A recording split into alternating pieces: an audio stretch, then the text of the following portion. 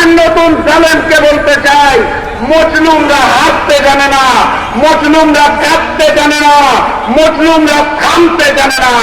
আমরাও থামবো না ইনশাআল্লাহ। পথে যাত্রা শুরু, জীবন অথবা মৃত্যু। আসসালামু আলাইকুম।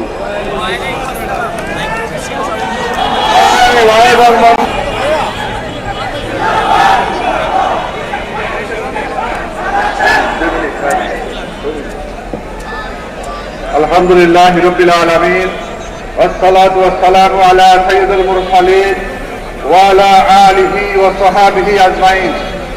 অধ্যকার বিক্ষোভ মিছিল পূর্ব সমাবেশের সম্মানিত সভাপতি, জাতীয় নেতৃবৃন্দ, বিভিন্ন এলাকা থেকে আগত ভাইরা, সাংবাদিক বন্ধুগণ, আসসালামু আলাইকুম ওয়া রাহমাতুল্লাহ।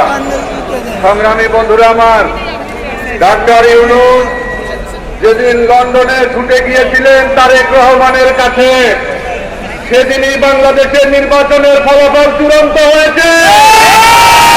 তারেক রহমান বাংলাদেশে এসে বলেছিলেন, I have a plan. Plan ছিল ইঞ্জিনিয়ারিং এর মাধ্যমে ক্ষমতায় যাওয়া।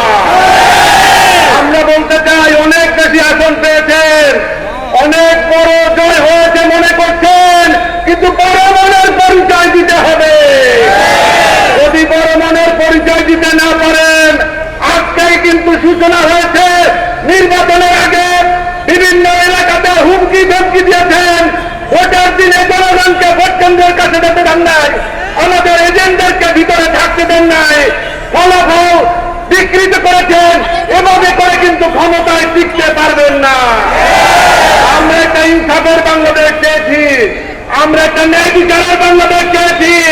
ইনশাআল্লাহ অতি অল্প সময়ের মধ্যেই আমরা সেই দিকে যাত্রা করবো ইনশাআল্লাহ। সবাইকে ধন্যবাদ। নাসরুল্লাহ ফাতুন কারীম।